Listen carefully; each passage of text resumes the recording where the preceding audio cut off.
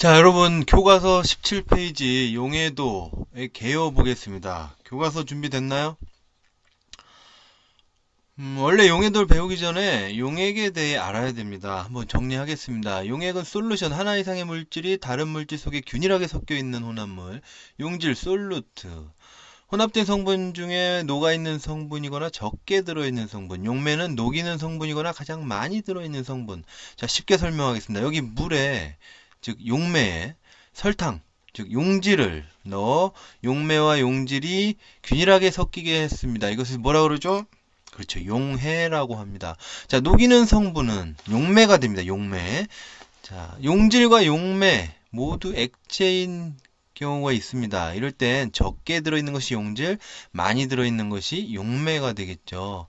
그다음에 또 용매가 물인 경우에 우리가 수용액이라고 합니다. 그럼 이렇게 만들어진 설탕물을 설탕물 수용액이다 라고도 할 수 있겠죠. 지난 시간에 용해도에 대해 학습했죠. 잘 배웠나요? 한번 말해볼까요? 그렇습니다. 일정한 온도에서 일정한 용매량 몇 g이었죠? 그렇죠. 100g에 녹는 물질의 양이라고 배웠습니다. 뭐가요? 용해도가요. 용해도에 영향을 주는 인자에 대해서 오늘 알아보겠습니다. 17페이지 하고 있습니다. 자, 1. 용질 용매의 상호작용. 용질과 용매 분자 사이의 인력이 강할수록 그 용매에 대한 용질의 용해도는 커진다. 뭔 말이냐? 용질끼리 용매끼리 인력보다, 즉 설탕 간 인력보다, 물 간 인력보다 설탕과 물 사이의 인력이 클수록, 즉 용질과 용매 간의 인력이 클수록 용해도가 크다라는 말입니다. 핵심 단어는 뭘까요? 그렇죠. 인력이 되겠네요. 자, 다음. 극성 액체는 극성 용매, 비극성 액체는 비극성 용매에 용해되기 쉽다. 즉 물이 극성 기름이 비극성이라고 보면 물과 기름이 안 섞이죠. 자, 물은 물끼리, 기름은 기름끼리 섞인다는 거죠. 자, 밑에 나오네요. 이 핵심 단어 세 글자 뭐라고요? 그렇네요. 유사성의 원리죠. 유사한 분자 간의 인력을 갖는 물질은 서로 용매와 용질이 고르게 섞이는 거 용해라 그랬죠, 아까.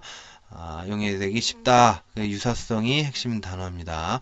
다음은 압력에 대한 효과입니다. 액체 용매에 대한 기체 용해도는 기체의 부분 압력에 비례한다 라는 헨리의 법칙입니다. 연예인 헨리가 아니고 영국의 윌리엄 헨리라는 사람이 발견하였습니다. 재작년 화학분석 기능사 기출문제로도 나왔었어요. 이 헨리의 법칙이요. 부분 압력이라는 것은 기체가 혼합되어 있는 혼합기체 안에서 개별기체에 의해 가해지는 압력 혹은 기체 성분, 그 기체 성분의 압력을 말합니다. 부분압 혹은 분압이라고도 하는데, 식을 보겠습니다. 교과서. S는 기체 용해도, K는 그냥 상수예요. 숫자. 자, P는 기체 분압, 그냥 쉽게 압력이라고 생각하면 편합니다. 분압. 압력이 높으면 액체 속에 기체가 많이 녹고, 압력이 낮아지면 기체가 덜 녹아 들어간다는 말입니다. 예로 잠수부들의 잠수병이 있어요. 무슨 얘기냐? 잠수부가 깊이 잠수하면 공기를 들이마시게 되는데, 공기 속에 숨 쉬려면 공기를 들이마셔야죠. 질소도 들이마시게 되죠. 그럼 높은 압력 때문에 깊은 물 속에 질소가 혈관 속에 녹아 들어가게 됩니다. 이 상태에서 급격히 수면 위로 나오는 경우에 수면 위는 압력이 낮죠. 물 바닥은 압력이 높아요. 그래서 압력이 낮아지니까 수면 위로 오면 녹아있던 질소의 용해도가 갑자기 감소하면서 질소 기포가 밖으로 빠져나오겠죠. 생성되어서 이로 인해서 호흡계나 몸에 통증이 생기는 것이 잠수병입니다. 그래서 심해서 깊은 물속에서 급격히 수면 위로 올라오지 않고 천천히 평형으로 이렇게 올라오면 좀 낫다고 합니다. 다음은 온도에 대한 효과입니다. 대부분 고체 물질의 용질이 물에 대한 용해도는 용액의 온도가 증가함에 따라 증가하는 경향이 있습니다. 온도가 높으면 설탕이 더 많이 녹겠죠, 물에. 온도가 높으면 물 분자 운동이 더 활발해지고, 이때 용질을 녹이면 활발한 운동 때문에 낮은 온도일 때보다 물속에 더 많은 양의 용질이 골고루 잘 섞이게 되어 물의 온도가 올라가면 용질이 더 많이 녹을 수 있게 되는 것이죠. 어딨냐? 자, 다음 장 왼쪽 그림 먼저 보겠습니다. 18페이지에요, 여러분. 자, 물질별로 용해도를 나타낸 것이네요. 자, 대부분 우측으로 상향하는 곡선, 즉 가로측 X축은 온도가 증가할수록 세로 Y축은 용해도도 증가하고 있습니다. 일단 화합물 명칭 보겠습니다. 자, 왼쪽 가장 왼쪽 위에 봅시다. NA로 시작하는 거 있죠. NaNO3 나와 있네요. 질산 나트륨. 그 다음에 CaCl2 염화칼슘이네요. 염화칼슘. 그 다음에 PB가 뭐죠? 노란색으로 된 거 왼쪽 상단에 중간쯤에 PB 납이죠. 납. 그렇죠. PbNO3 요거 있는 거 질산납이겠네요. 질산납.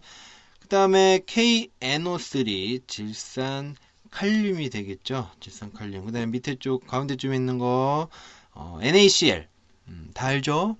염화나트륨. 그 다음에 KCl 염화칼륨. 그 다음에 오른쪽 위쪽으로 쭉 올라가 있는 곡선 K2 Cr2O7 요거는 중크롬산 칼륨입니다. Cr이 크롬인 거죠.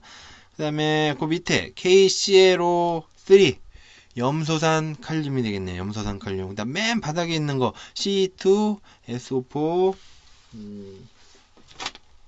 3 나와 있네요. 그러면 C2가 뭐냐면 세륨입니다. 세륨, 황산세륨인데요. 황산세륨만 온도가 증가하는데 예외적으로 용해도가 감소하고 있죠. 예외적으로 이런 물질들이 있습니다. 자, 복습 차원에서 문제 하나 풀고 넘어가겠습니다. 문제 가운데 오른쪽에 있죠. 자, 100도씨에서 요거 아까 뭐라 그랬죠? K2Cr2O7 중크롬산 칼륨. 그렇죠. 다 알고 있네요. 100도씨에서 포화용액이래요. 100도씨 포화용액 이거를 50도씨로 냉각시킨다면 몇 g이 석출되느냐? 이렇게 물어보고 있는 거죠. 그럼 그래프 한번 봅시다. 여러분 책 보면 돼요. 자, 일단 중크롬산 칼륨 그래프를 찾아야죠. 그러면 K2Cr2O7 있는 거 저기 우측에 끝부분에 나와 있는 거 있죠. 그래서 온도 100도씨일 때 그 포화 곡선이랑 만나는 점을 보면 쭉 따라가 보면 용해도가 80인 거죠. 이 얘기는 뭐냐? 물 100에 100g에 중크롬산 칼륨 80이 녹아 있다는 거죠. 80g이 녹아 있다는 겁니다. 얘를 급격히 냉각시킵니다. 50도까지 냉각시켜요. 그래서 쫓아가서 그 선과 만나는 점을 보고 다시 그 용해도 곡선을 따라서 딱 읽어주면 30이 나옵니다. 용해도가 30이 최대로 요 온도에서 50도에서는 30만큼밖에 못 녹는다는 거죠. 그러면 냉각시켰을 때 다시 석출 몇 g이 석출되냐? 요 정도는 할 수 있겠죠.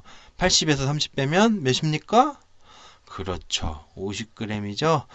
이렇게 용질이 다시 튀어나오는 거, 뭐 결정화 되는 것을 우리가 석출이라고 하죠. 문제 나오면 할 수 있겠죠. 다음 메뉴의 문장 봅시다. 물에 대한 기체의 용해도는 온도가 증가함에 따라 감소한다. 자, 그림 1-12를 보면 오른쪽 그림이에요. 기체의 용해도는 반대로 온도가 증가할수록 작아진대요. 왜? 왜 그럴까요? 기체. 원래 기체랑 기체가 액체에 녹아 들어간다기보다는 그 액체 분자 사이에 껴 있는 거예요. 그래서 온도가 증가함에 따라 액체 분자 사이의 운동 에너지가 증가하겠죠. 그럼 분자 간의 진동이 강해지겠죠. 그러면 기체들이 어렵게 물 분자 사이에 껴 들어가 있는 상태인데 그것들이 물 분자가 막 운동을 하니까 기체가 도로 빠져나오게 되는 겁니다. 그래서 즉 온도가 증가할수록 용해도는 낮아지게 되겠죠. 그래서 오른쪽 그래프를 보면 1-12 맨 위에 물질 뭐죠? 전 시간에 영상에 나왔던 물질인데 아는 사람? CH4. 그렇죠. 메탄가스죠. 요즘 메테인이라고 불립니다. 자, 그 밑에 O2 산소, 그 다음에 CO2 뭐죠? CO2가 이산화탄소. 여기 나와 있는 거는 CO죠, CO. 일산화탄소. 그렇죠. 그 다음 밑에 헬륨 나와 있네요, 헬륨. 헬륨 보면 온도에 따라 용해도 변화가 거의 없죠. 그래프 보면. 맞죠?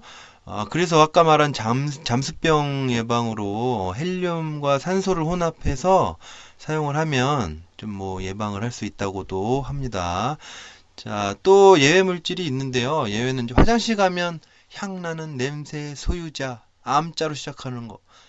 그렇죠. 암모니아. 그다음에 염화수소 기체 같은 것도 또 예외라고 합니다. 자, 생활 속에서 예로는 뭐가 있을까요, 우리?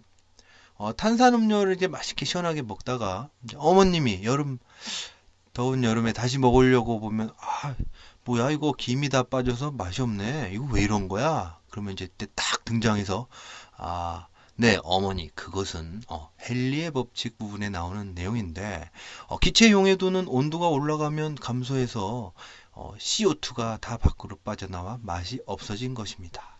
이러면 어머님이 감동을 하셔가지고 눈물을 툭툭 흘려 우리 자식이 그래도 공부를 열심히 하고 있구나 라고 생각을 하실 겁니다. 어쨌든 액체에 대한 기체의 용해도는 온도가 낮을수록 압력이 높을수록 커집니다. 그러나 그 조건이 해소되면, 그러니까 원래의 온도, 압력으로 되돌아가면 용해도는 낮아지게 됩니다.